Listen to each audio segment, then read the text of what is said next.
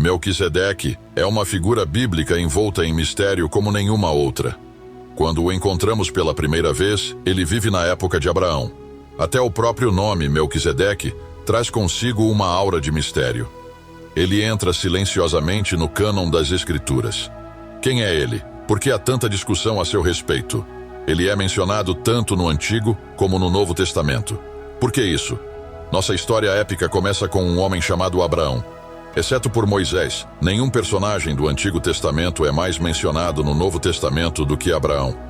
Tiago o chama de amigo de Deus, Tiago 2:23, título usado por ninguém mais nas Escrituras. Os crentes de todas as gerações são chamados de filhos de Abraão, Gálatas 3:7. A importância e o impacto de Abraão na história da redenção são claramente vistos nas Escrituras. Sob a bênção de Deus, Abraão se tornou alguém que chamava a atenção dos reis inseguros de sua época.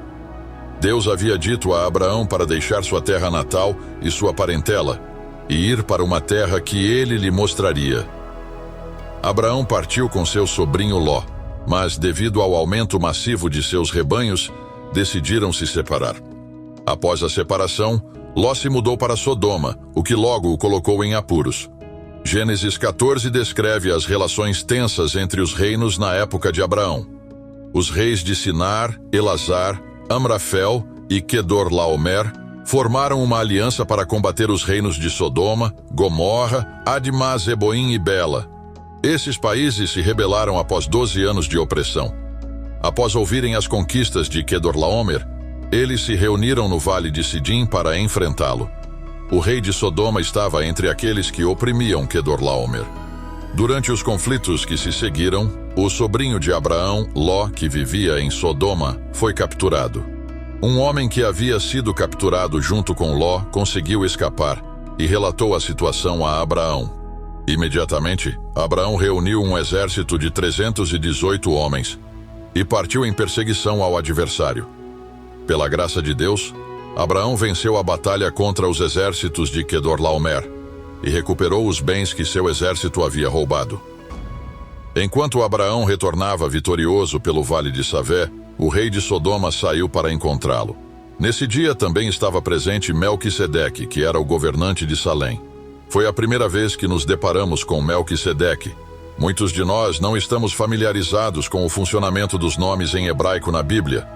Os nomes na Bíblia não são apenas descritivos, eles também carregam autoridade. Por exemplo, o nome que Deus deu a Adão significava da terra, descrevendo sua origem. Um nome pode às vezes se relacionar com o papel do indivíduo em uma narrativa bíblica, como no caso de Nabai, um homem tolo cujo nome significa insensato. Nomes na Bíblia podem representar esperanças humanas, revelações divinas ou serem usados para ilustrar profecias. Então, o que significa o nome Melquisedeque? O nome Melquisedeque tem um significado significativo em Hebreus 7:2. A quem também Abraão deu o dízimo de tudo, e primeiramente é, por interpretação, rei de justiça.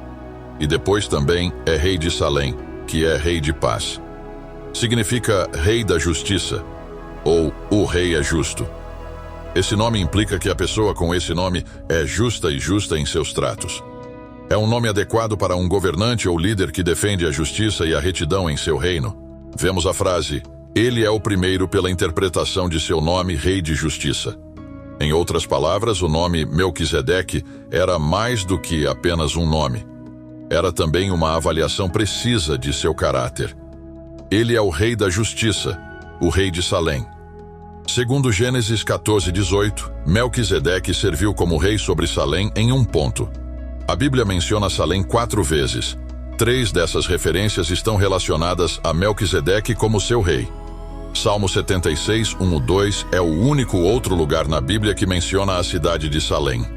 Portanto, a cidade que hoje chamamos de Jerusalém era originalmente chamada de Salém antes de Davi tomar o controle dela e torná-la a capital de Israel. Melquisedeque é usado para explicar os mistérios de Jesus. Assim como Melquisedeque é o rei da paz, Jesus também é o rei da paz.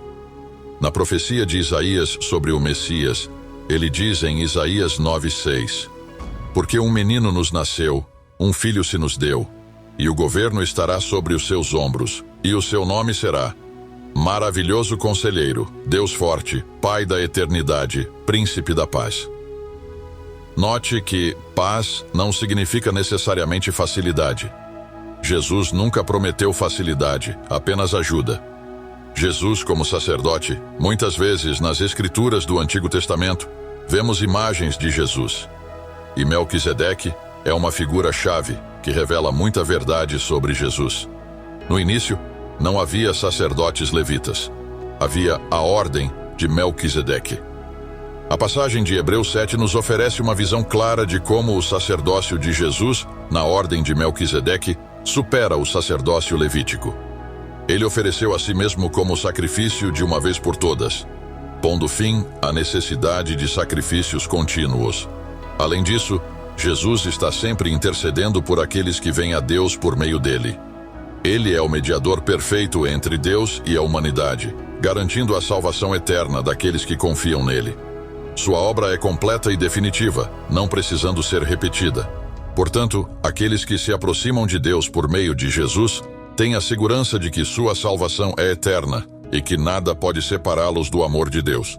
O autor de Hebreus destaca a santidade, a inocência e a separação de Jesus dos pecadores, contrastando-o com os sacerdotes levíticos que também precisavam oferecer sacrifícios por seus próprios pecados. Podemos confiar plenamente nele como nosso mediador e salvador, sabendo que sua obra é suficiente para nos reconciliar com Deus. Além disso, a passagem ressalta a mudança no sacerdócio que ocorreu com a vinda de Jesus. O sacerdócio levítico, baseado na lei, foi substituído pelo sacerdócio de Melquisedeque, baseado na fé e na graça. Agora, todos os que creem em Jesus têm acesso direto a Deus, sem a necessidade de intermediários humanos ou sacrifícios repetitivos. Somos reconciliados com Deus pela fé em Jesus Cristo como nosso sumo sacerdote eterno. Em conclusão, o sacerdócio de Melquisedeque é um tema rico e significativo nas Escrituras que aponta para a supremacia e a perfeição do sacerdócio de Jesus Cristo. Ele enfatiza a eternidade, a justiça e a paz que encontramos em Cristo, que é o nosso sumo sacerdote e salvador. Podemos confiar plenamente nele para nos aproximar de Deus e receber a salvação eterna. Esperamos que essa linda história bíblica venha trazer paz, conforto e esperança ao seu coração, porque maravilhosas são essas palavras escritas nesse livro sagrado que é a Palavra de Deus. Se gostou dessa história bíblica, deixe o seu like, porque assim você estará ajudando o nosso trabalho. Se inscreva em nosso canal se ainda não é inscrito. Deus te abençoe e até a próxima.